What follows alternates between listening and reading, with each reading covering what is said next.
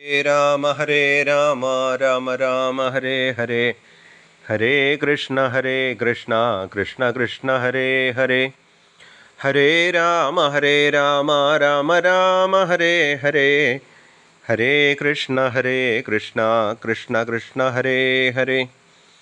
पीताम्बरं करविराजितचक्रशङ्खकौमोदगी सरसिजं करुणासमुद्रं राधासहायमतिसुन्दरमन्दहासं वातालयेशमनिशं हृदि भावयामि। श्रीगुरुवायूरप्पा शरणम्। अखिलगुरो श्रीगुरुवायूरप्पा शरणम्। उग्रं वीरं महाविष्णु ज्वलन्तं सर्वतोमुखं नृसिंहं भीषणं भद्रं मृत्युं नमाम्यहं। नरसिंहमूर्ते शरणं। सर्वत्र गोविन्दनामसङ्कीर्तनं गोविन्द गोविन्द। हरिश्रीगणपते नमः। अविघ्नमस्तु श्रीगुरुभ्यो नमः। गं गणपतये नमः। സംസരസ്വത്യൈ നമഃ. നരസിംഹമൂർത്തിയുടെ അവതാരത്തിന് ശേഷം ഹിരണ്യകശിപുവിനെ വധിച്ചു. ഭക്തനായ പ്രഹ്ലാദനെ രക്ഷിച്ചു. ബ്രഹ്മാദി ദേവന്മാരെല്ലാം ഭഗവാനെ സ്തുതിച്ചു. ഇങ്ങനെ ബ്രഹ്മാവ്, രുദ്രൻ എന്നീ ദേവശ്രേഷ്ഠന്മാരും ഇന്ദ്രൻ മുതലായ ദേവന്മാരും സ്തുതിച്ചിട്ടും നരസിംഹമൂർത്തിയുടെ കോപം ശമിച്ചില്ല. ഭഗവാനെ ശാന്തനാക്കാൻ ദേവന്മാർ ലക്ഷ്മി ദേവിയോട് അപേക്ഷിച്ചു. ഇങ്ങനെയൊരു രൂപത്തിൽ താൻ ഒരിക്കലും ഭഗവാനെ കണ്ടിട്ടില്ല. ഭഗവാൻ ഇങ്ങനെയൊരു രൂപം ഉണ്ടെന്ന് ആരും പറഞ്ഞു കേട്ടിട്ടുമില്ല. അതിനാൽ ലക്ഷ്മി ദേവി നരസിംഹമൂർത്തിയുടെ സമീപത്തേക്ക് പോയില്ല. പ്രഹ്ലാദനെ മാത്രമേ ഭയമില്ലാതെ കണ്ടുള്ളൂ. ബ്രഹ്മദേവൻ പ്രഹ്ലാദനോട് പറഞ്ഞു, മകനെ പ്രഹ്ലാദ, നിന്റെ അച്ഛനോട് കോപിച്ചിരിക്കുന്ന ഭഗവാനെ ഉപശമിപ്പിക്കൂ. അങ്ങനെ ആവാം എന്ന് പറഞ്ഞ് പരമഭക്തനായ ആ ബാലൻ കൈകൂപ്പി തൊഴുതുകൊണ്ട് നരസിംഹ ഭഗവാന്റെ കാൽക്കൽ ചെന്ന് നമസ്കരിച്ചു. പ്രഹ്ലാദൻ കാൽക്കൽ വന്ന് വീണതോടെ നരസിംഹസ്വരൂപിയായ ഭഗവാൻ കാരുണ്യം കൊണ്ട് അലിഞ്ഞു. വേഗം ആ കുട്ടിയെ പിടിച്ചെഴുന്നേൽപ്പിച്ചു. ആശ്രയിച്ചവരുടെ മരണഭയം തീർത്ത് അനുഗ്രഹിക്കുന്ന തൻ്റെ തൃക്കൈ പ്രഹ്ലാദൻ്റെ ശിരസിൽ വെച്ച് അനുഗ്രഹിച്ചു. ഭഗവാന്റെ കരസ്പർശമേറ്റതോടെ പ്രഹ്ലാദൻ്റെ പാപമെല്ലാം നശിച്ചു. പരമാത്മജ്ഞാനം ഹൃദയത്തിൽ പ്രകാശിച്ചു. ഭഗവാന്റെ പാദാരവിന്ദങ്ങളെ ഹൃദയത്തിൽ ധ്യാനിച്ചു. ശരീരത്തിൽ രോമാഞ്ചമുണ്ടായി. ഭക്തി കൊണ്ട് ഹൃദയം അലിഞ്ഞു. കണ്ണുകളിൽ നിന്ന് ആനന്ദാശ്രുക്കളൊഴുകി. ഏകാഗ്ര മനസ്സോടെ കണ്ണും ഹൃദയവും ഭഗവാനിൽ അർപ്പിച്ചുകൊണ്ടും തൊണ്ടയിടറിക്കൊണ്ടും പ്രഹ്ലാദൻ ഭഗവാനെ സ്തുതിക്കാൻ ആരംഭിച്ചു.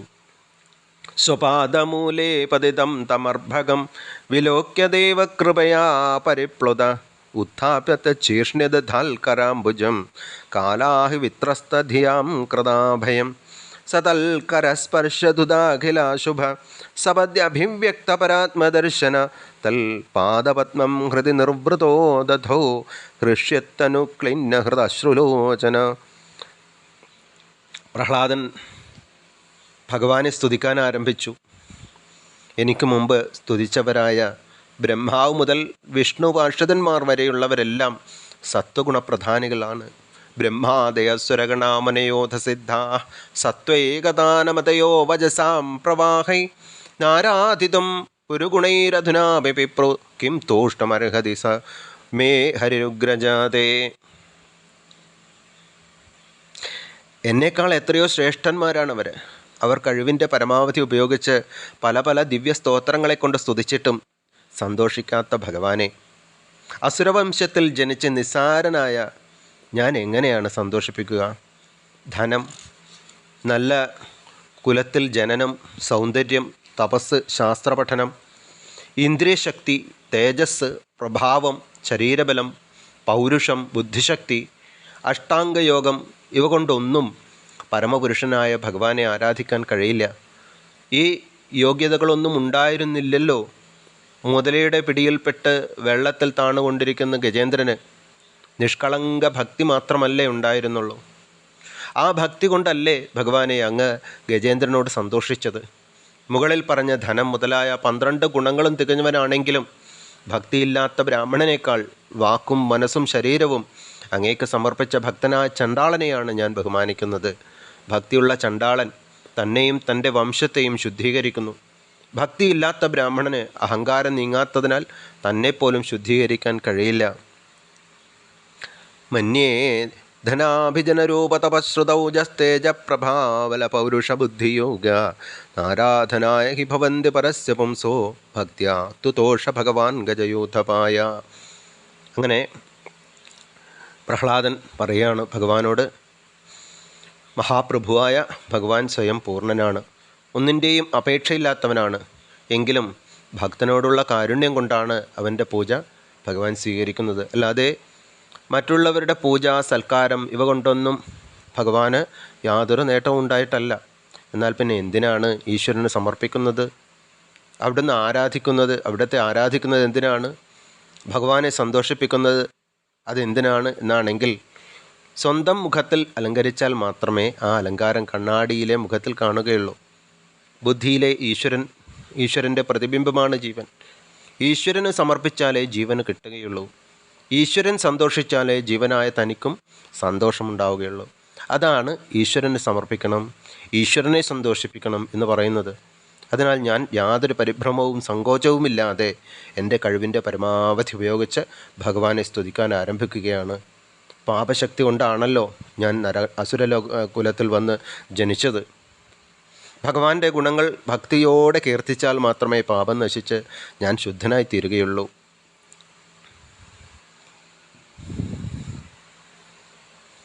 ഭഗവാനെ, ഇപ്പോൾ വല്ലാതെ ഭയപ്പെട്ടുകൊണ്ട് നിൽക്കുന്ന ഈ ബ്രഹ്മാദി ദേവന്മാർ ഭഗവാന്റെ സത്വഗുണത്തിൽ നിന്നുണ്ടായവരാണ്.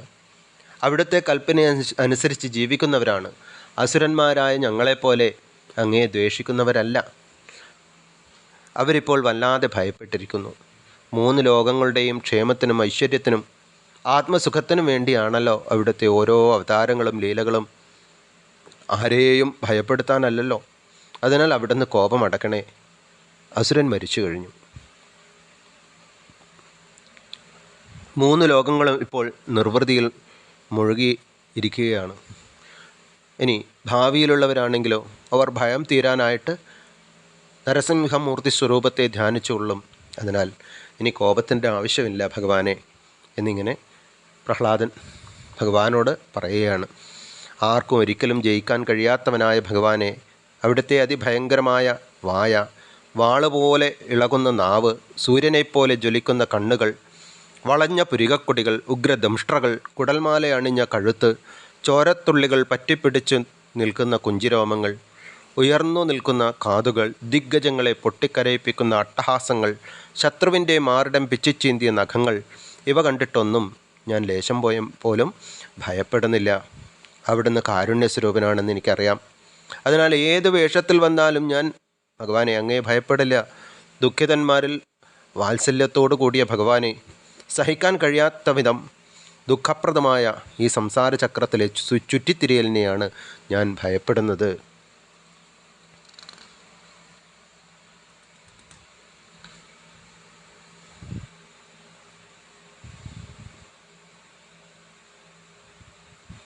പൂർവജന്മ കർമ്മഫലമായി ഞാൻ അസുരവംശത്തിൽ വന്ന് ജനിച്ചു. എന്നിൽ കാരുണ്യം തോന്നി മോക്ഷാനുഭൂതിയെ തന്നനുഗ്രഹിക്കുന്ന ആ പാതാരവിന്ദങ്ങളിലേക്ക് എന്നാണ് എന്നെ അവിടുന്ന് വിളിക്കാൻ പോകുന്നത്. ഈ സംസാര അനുഭവങ്ങളെല്ലാം ദുഃഖത്തെ മാത്രം നൽകുന്നവയാണ്. പ്രിയപ്പെട്ടവയെല്ലാം നമ്മളെ വിട്ടുപോകുന്നു. അപ്രിയമായവ നമ്മെ സമീപിച്ചു കൊണ്ടിരിക്കുന്നു. ദുഃഖശമനത്തിനുള്ള പ്രതിവിധികൾ കൂടുതൽ ദുഃഖത്തെ നൽകുന്നവയാണ്. സർവവ്യാപിയായിരിക്കുന്ന ഭഗവാനെ, ഞാൻ ഈ സംസാരചക്രത്തിൽ ചുറ്റിത്തിരിഞ്ഞു വല്ലാതെ ക്ലേശിക്കുന്നു. എനിക്ക് അവിടുത്തെ ദാസ്യയോഗം തന്ന് അനുഗ്രഹിക്കണേ.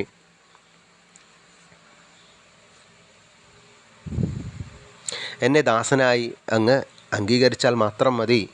ബാക്കിയെല്ലാം ഞാൻ നോക്കിക്കൊള്ളാം. ഭഗവാനെ, നരസിംഹമൂർത്തെ, എനിക്ക് ഏറ്റവും പ്രിയപ്പെട്ടവനും എൻ്റെ ഹിതം ചെയ്യുന്നവനുമായ അങ്ങയുടെ ലീലകൾ ബ്രഹ്മസദസ്സിൽ പോലും പാടിപ്പുകഴ്ത്തുന്നവയാണ്.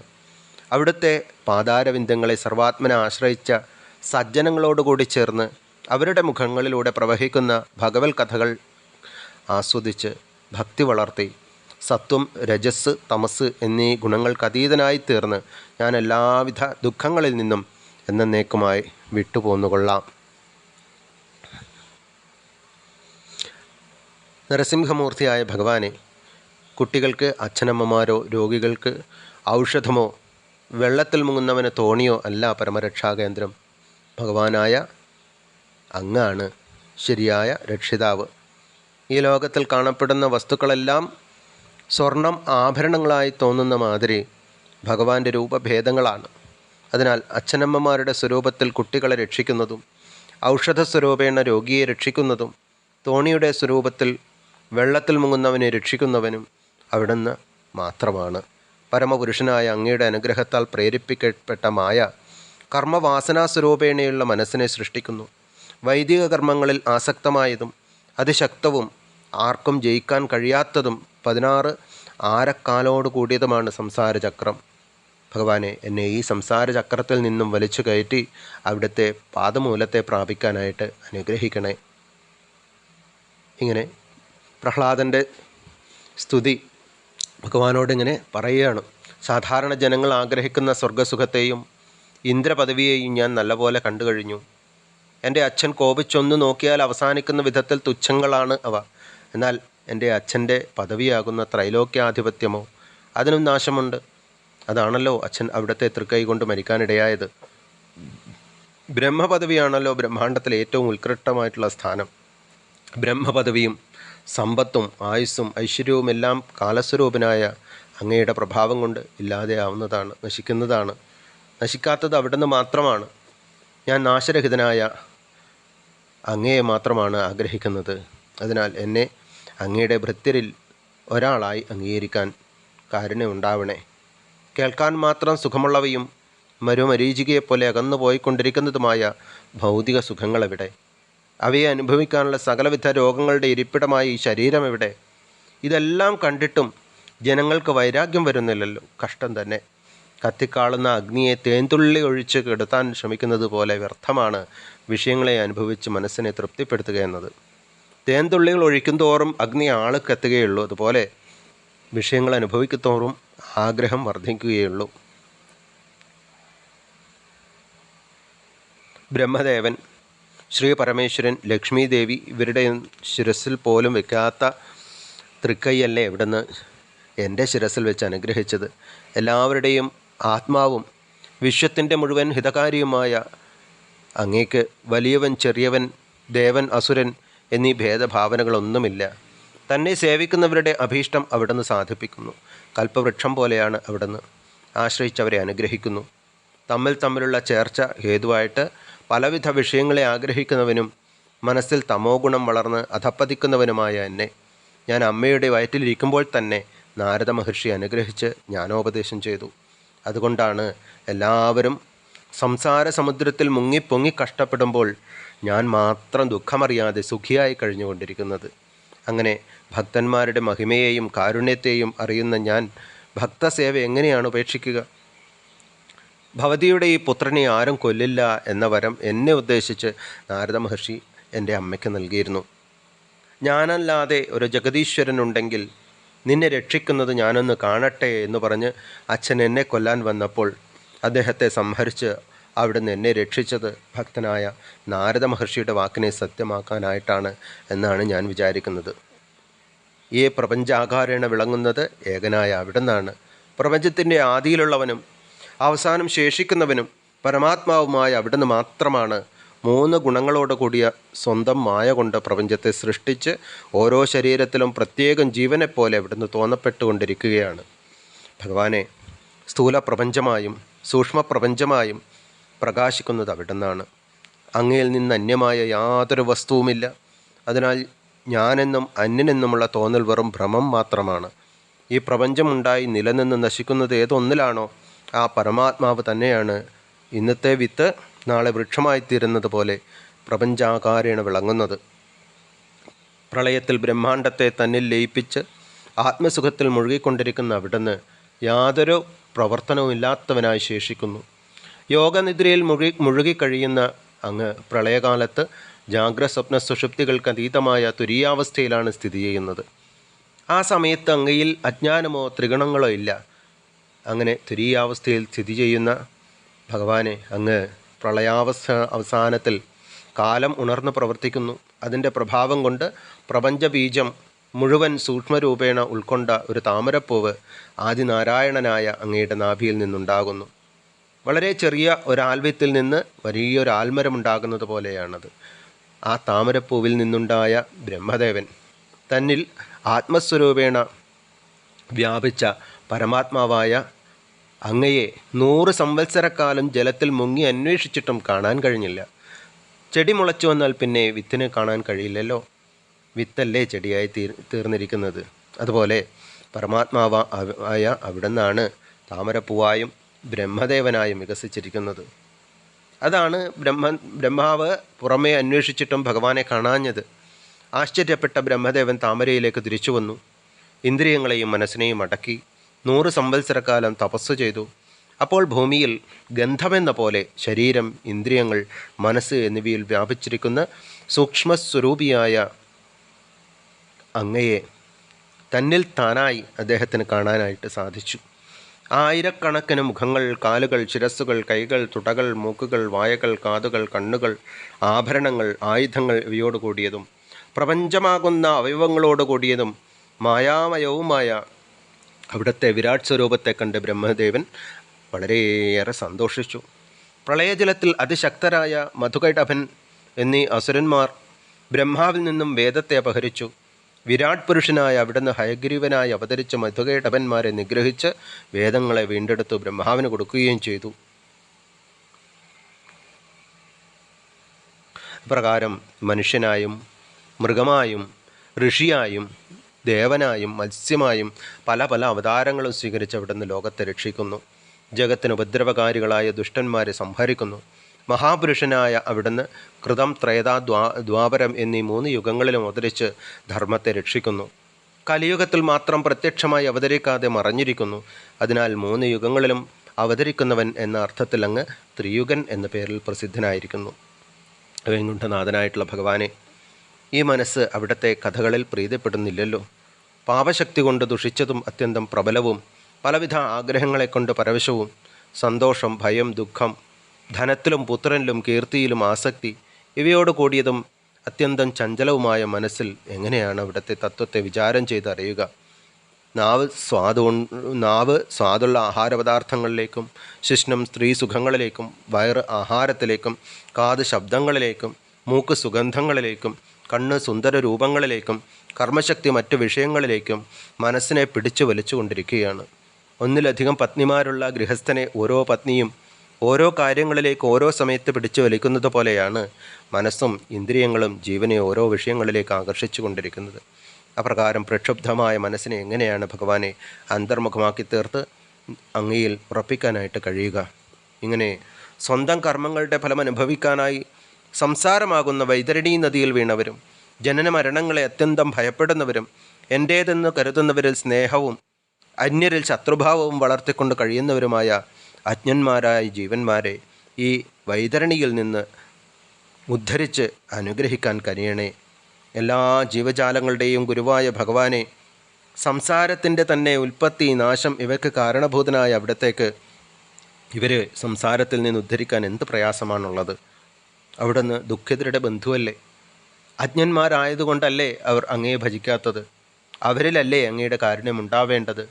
ഭഗവത് ഭക്തന്മാരെ സേവിച്ചുകൊണ്ട് കഴിയുന്ന എന്നെപ്പോലെയുള്ളവരെയല്ല, ഈശ്വരനെ ആശ്രയിക്കാതെ സംസാര ദുഃഖം അനുഭവിച്ച് ക്ലേശിക്കുന്നവരെയാണ് അവിടുന്ന് രക്ഷിക്കേണ്ടത്.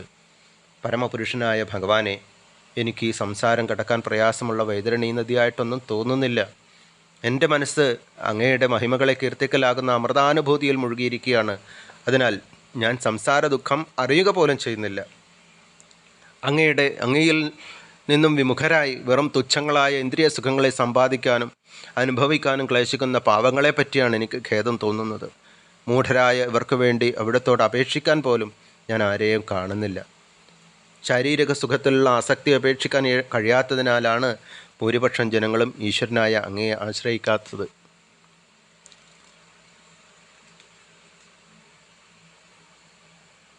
ഗൃഹസ്ഥന്മാർ അനുഭവിക്കുന്ന ശാരീരിക സുഖം ആലോചിച്ചാൽ ദുഃഖസ്വരൂപം തന്നെയാണ്.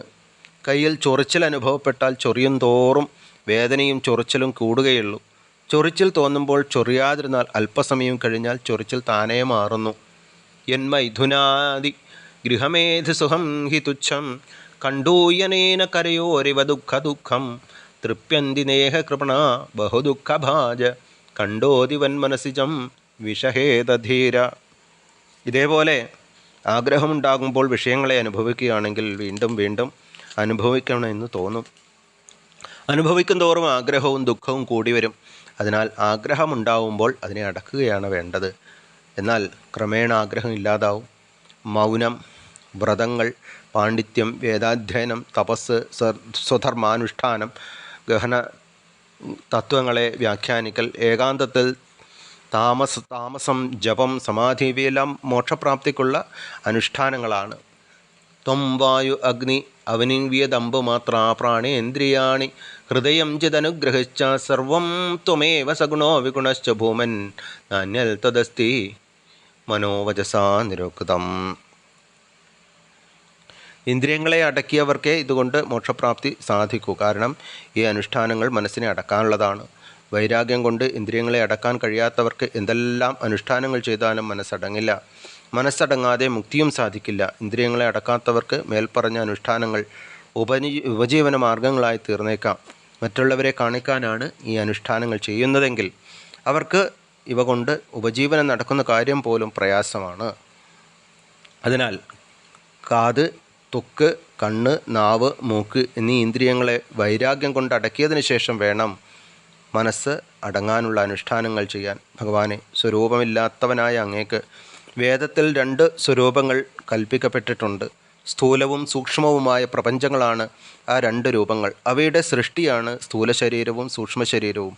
ഈ 2 ശരീരങ്ങളിൽ വിചാരം ചെയ്ത് അന്വേഷിച്ചിട്ടാണ് അരണിയിൽ അഗ്നി എന്ന പോലെ അവിടുത്തെ പരമാർത്ഥ സ്വരൂപമറിഞ്ഞ് സാക്ഷാത്കരിക്കേണ്ടത്. അല്ലാതെ മറ്റൊരു വിധത്തിലും നിന്തിരുവടിയെ അറിഞ്ഞു പ്രാപിക്കാൻ കഴിയില്ല.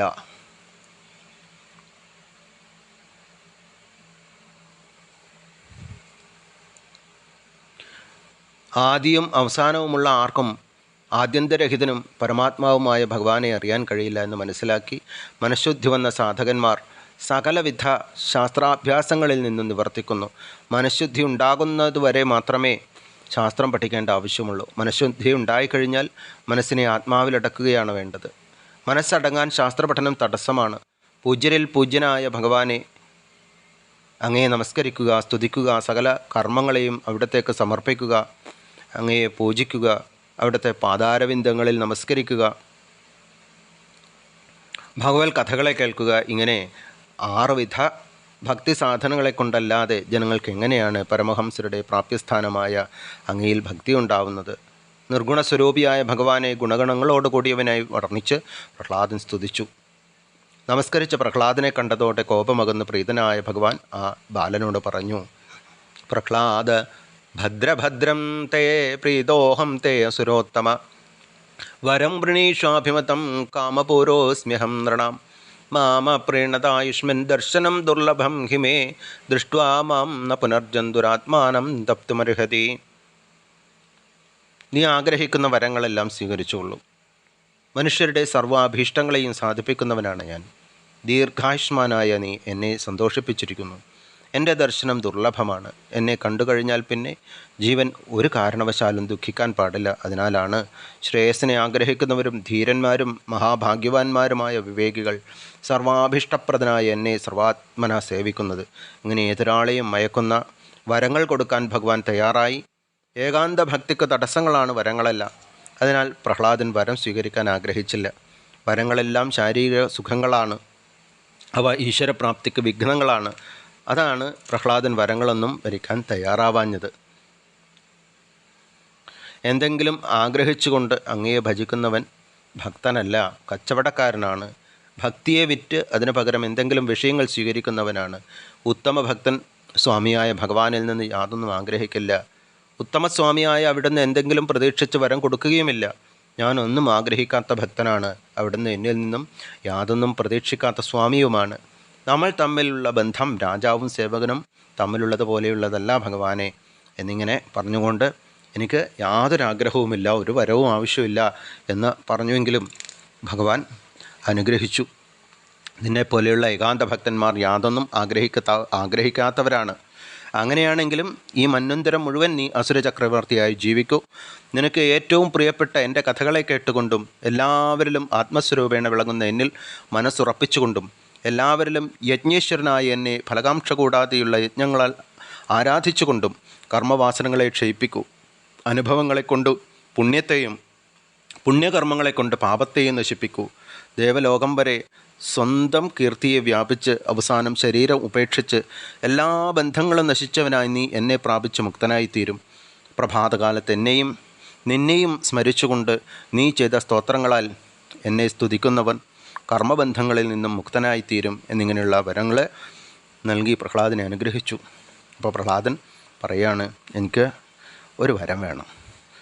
ഈശ്വരതത്വമൊന്നും അറിയാത്തതിനാൽ എൻ്റെ അച്ഛൻ ഭഗവാനെ വളരെയധികം നിന്ദിച്ചിട്ടുണ്ട്.